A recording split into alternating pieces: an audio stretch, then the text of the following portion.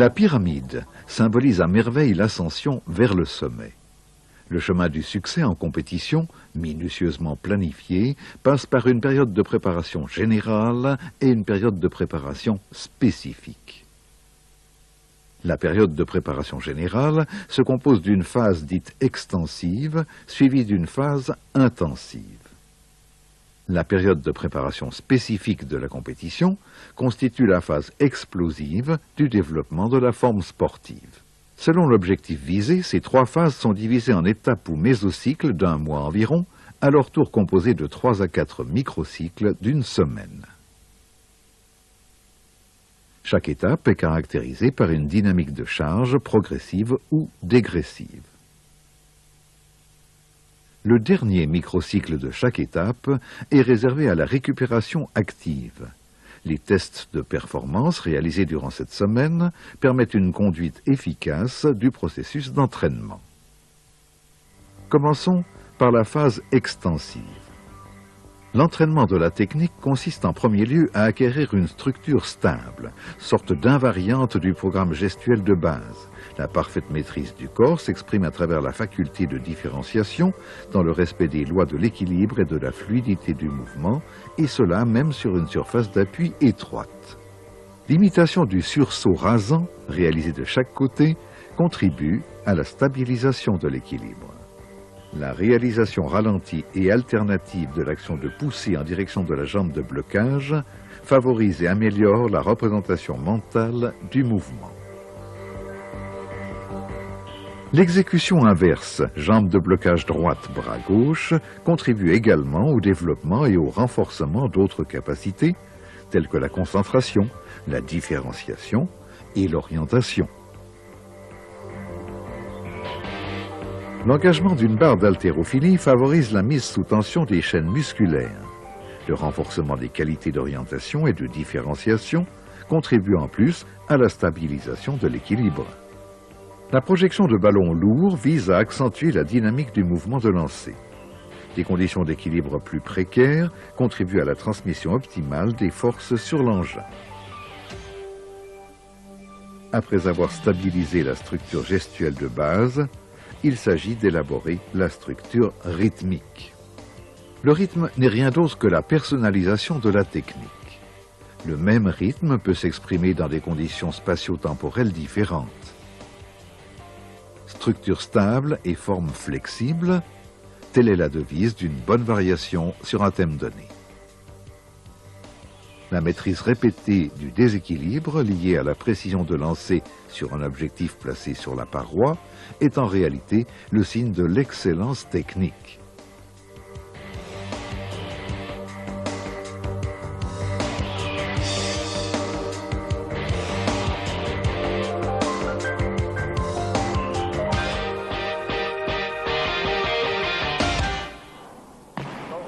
L'équilibre constitue également le fil conducteur de l'entraînement de la force. Renforcer les agonistes et les antagonistes. Pas de renforcement sans étirement.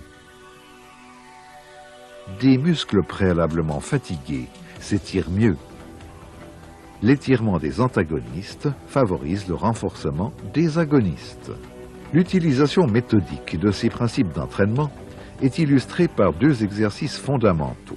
Le squat, ou flexion des jambes, et le développé couché. Ici, étirement de l'antagoniste, fléchisseur du genou. Puis renforcement de l'agoniste, extenseur du genou.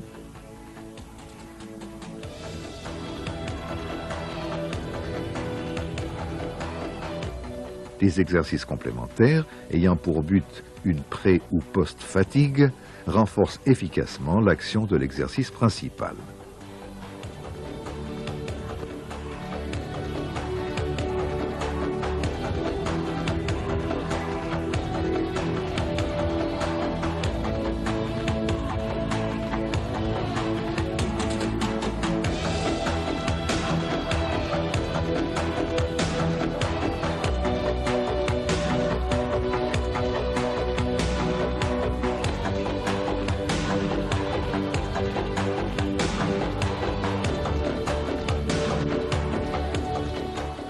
Ici, étirement de l'extenseur du genou, préalablement fatigué, puis renforcement des fléchisseurs du genou.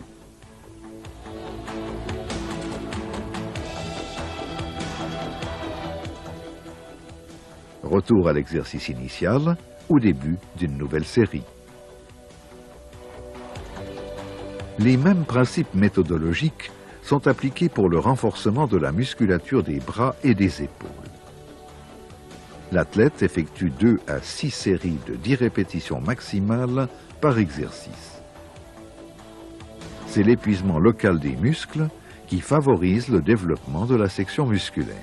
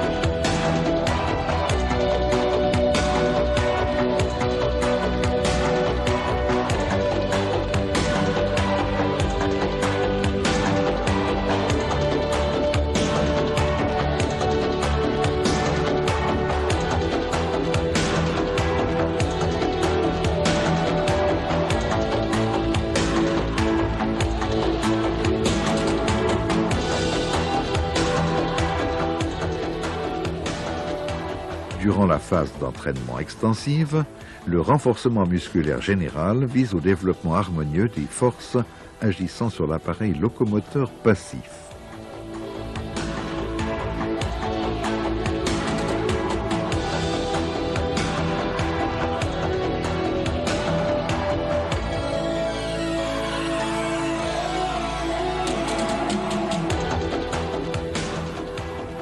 Parallèlement à ces exercices de base, d'autres fonctions musculaires peuvent être judicieusement entraînées.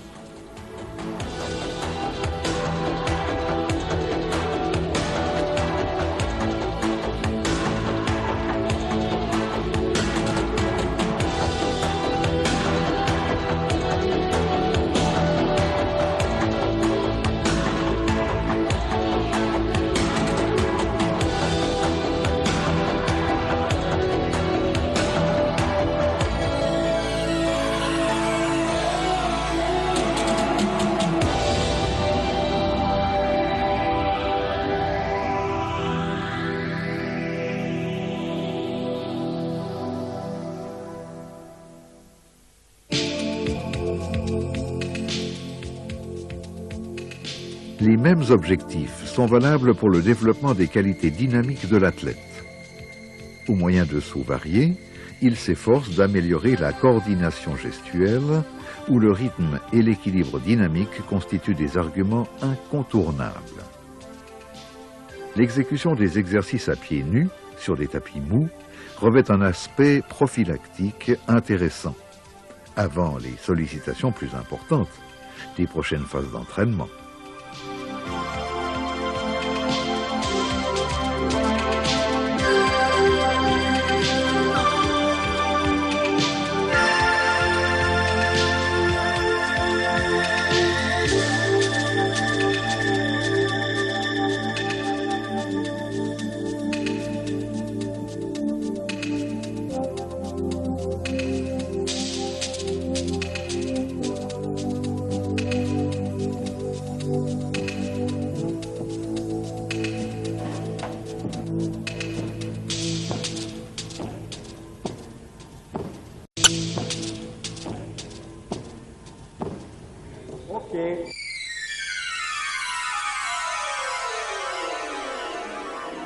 Durant la phase intensive, le renforcement spécifique prend une place prépondérante dans l'entraînement technique du lanceur. Parallèlement aux nombreuses répétitions du geste technique classique, des exercices complémentaires, ici avec l'aide d'une barre d'haltérophilie, optimisent l'alternance rythmée des phases de tension et de relâchement musculaire.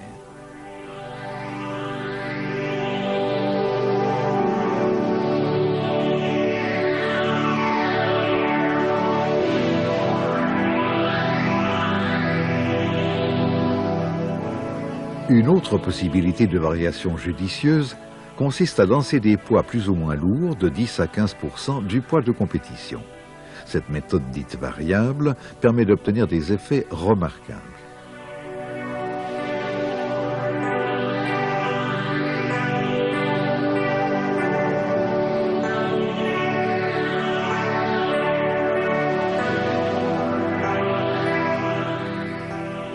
À l'image du perchiste, qui se propulse horizontalement dans sa perche, le lanceur propulse son côté droit en direction de son côté gauche pour y emmagasiner le maximum d'énergie disponible pour l'explosion. Durant cette phase d'entraînement, une grande attention est portée sur la variation des différents types d'actions musculaires. Entre les formes classiques, concentriques, excentriques et isométriques, des formes mixtes, plus subtiles, dites pliométriques et statodynamiques, prennent toujours plus d'importance en prévision de l'entraînement de la puissance spécifique.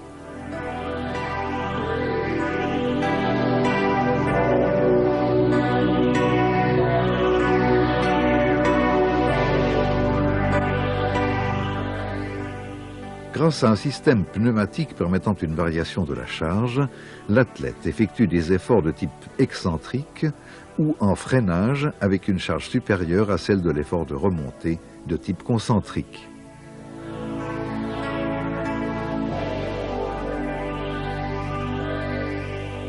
La série suivante est réservée à l'effort de type pliométrique ou réactif, réalisé avec une charge moyenne.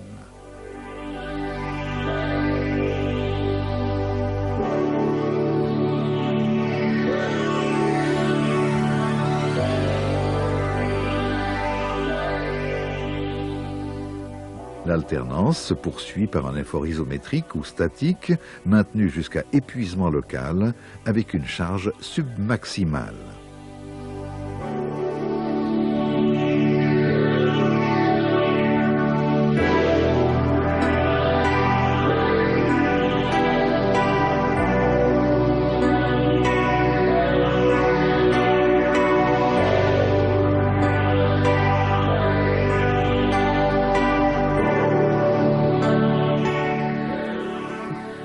La série se termine par un effort de type statodynamique, combinaison des régimes isométriques et concentriques.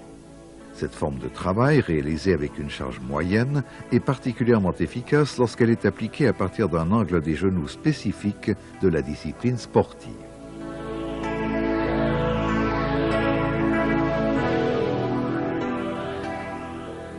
Le même principe d'alternance des régimes d'action musculaire est réalisé pour le développé couché.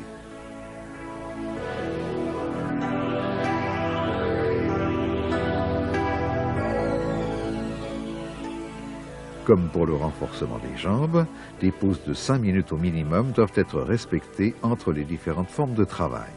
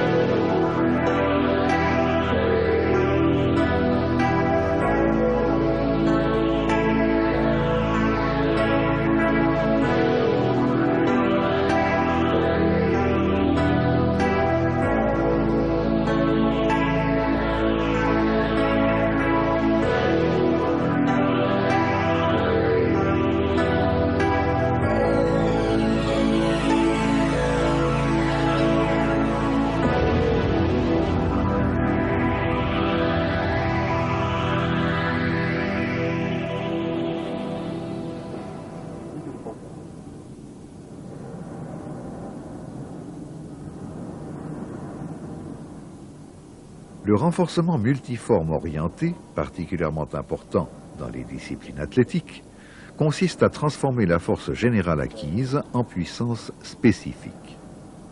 Ce type de renforcement, privilégiant les qualités de coordination, ne doit pas être réservé aux seuls athlètes d'élite. Il représente une forme d'entraînement idéale pour les jeunes.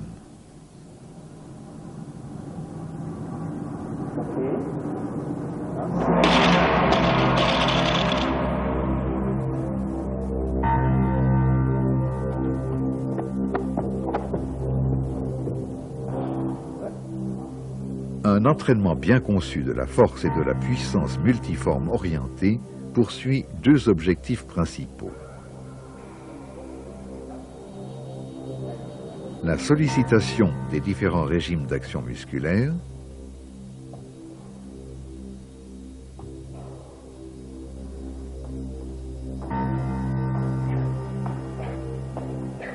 le choix d'exercices visant à développer les qualités de puissance et d'explosivité musculaire dans les différentes directions de propulsion ou d'impulsion de son propre corps ou d'un engin.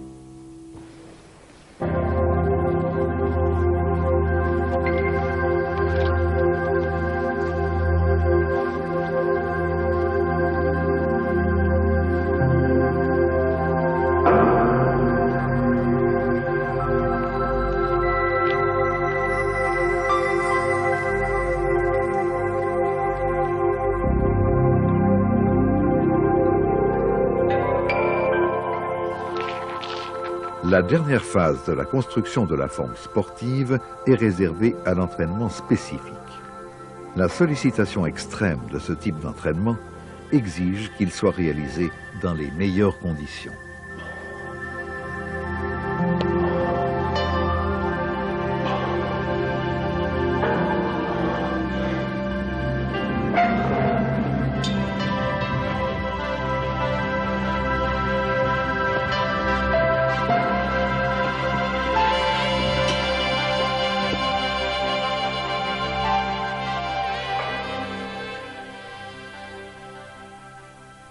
Sous l'œil complice de la caméra, athlètes et entraîneurs corrigent les dernières imperfections techniques.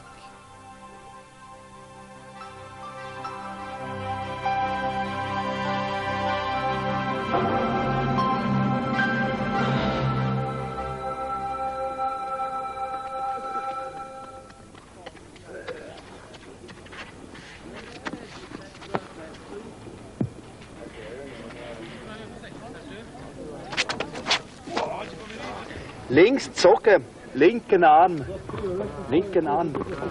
Bleib ganz block, die ganz linke Seite bleibt und dann. Durant cette période de pré-compétition, la vitesse d'exécution est principalement améliorée par des lancers avec des poids allégés d'environ 10%. Links bist schnell, viel schneller, vorwärts, da, und da kommt die Schnelle. Links ohne was nicht zu machen.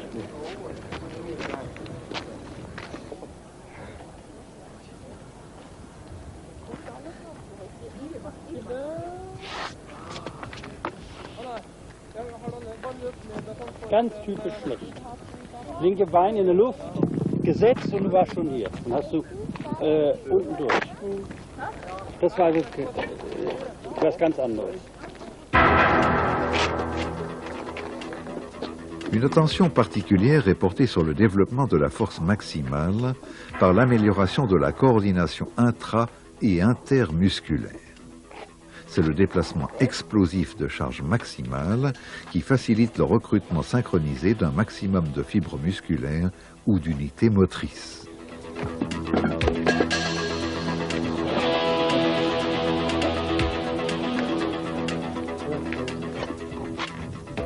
Les groupes musculaires déterminant la performance au lancer du poids sont entraînés avec des charges permettant 3 à 5 répétitions maximales.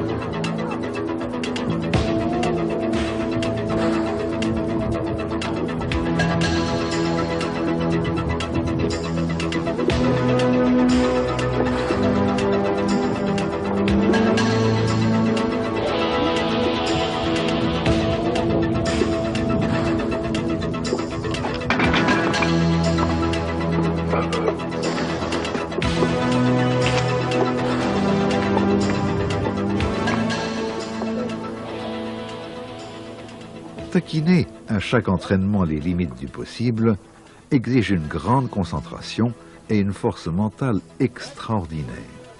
Une surveillance attentive élimine pratiquement tout risque d'accident.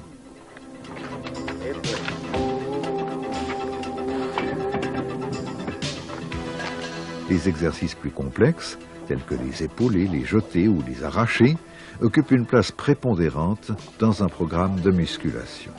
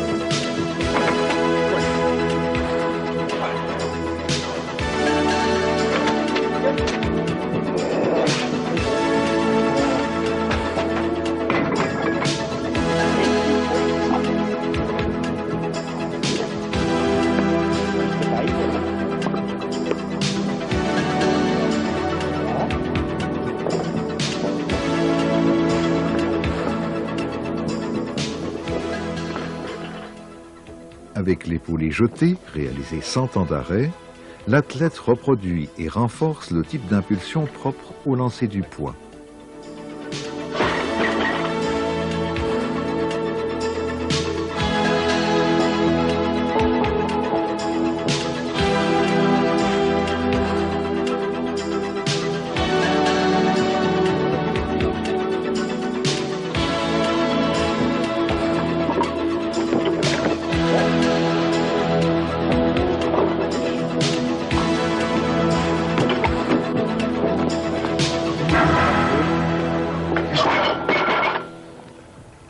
La force explosive, entraînée par des exercices de lancer du poids en avant et en arrière, peut être exécutée en alternance avec des exercices de musculation à charge maximale ou submaximale, ou tout simplement durant des séances isolées.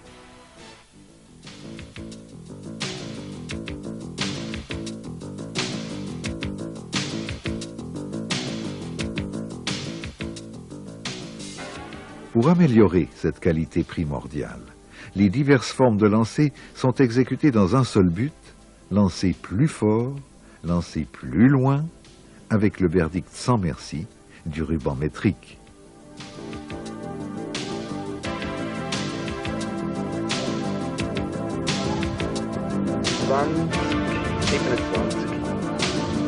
Gut.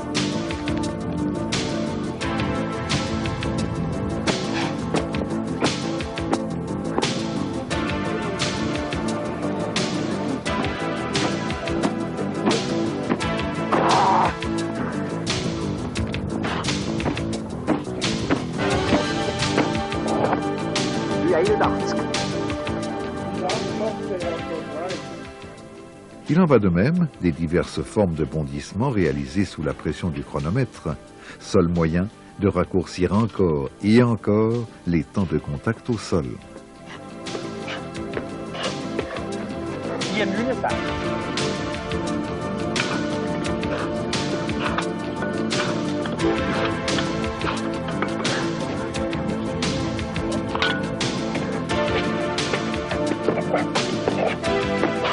Jawohl.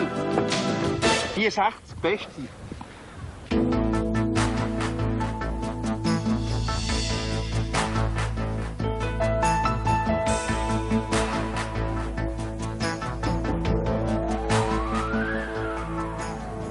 Ultime exercice de souplesse, de relâchement au rythme du coureur de haie, avant de goûter au rythme des vagues de l'océan et d'accéder au plaisir et à la détente des jeux de plage.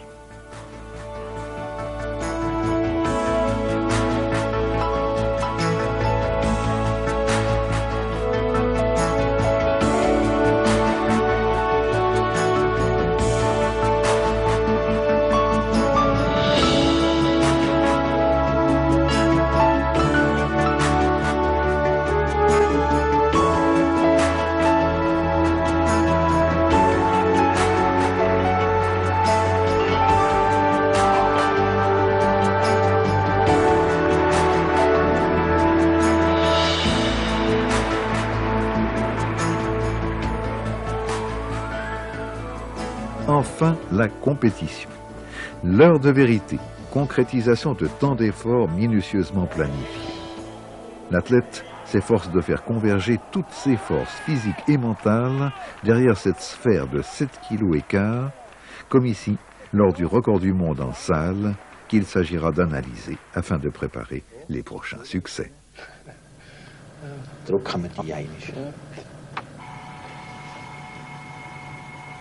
Les positions clés du lancer sont imprimées et comparées à un modèle de référence construit sur la base de données biomécaniques.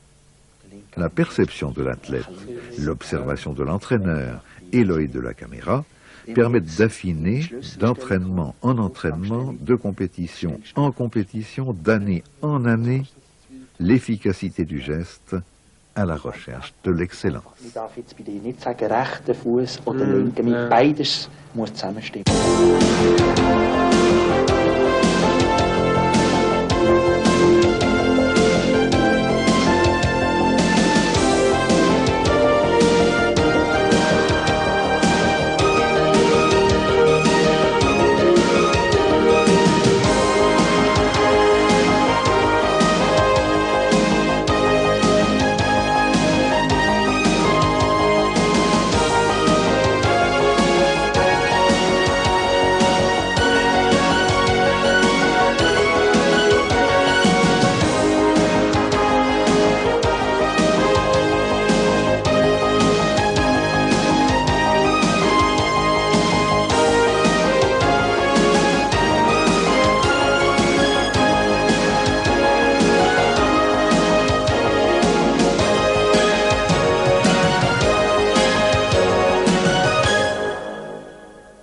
L'héritage de 12 ans d'entraînement et de compétition au plus haut niveau constitue un capital d'expérience extraordinaire, une grande chance et un véritable défi pour toute une génération de jeunes athlètes. C'est à toi, Werner, qu'il appartient d'écrire le prochain chapitre. Ton entraîneur et ami, Jean-Pierre Heger.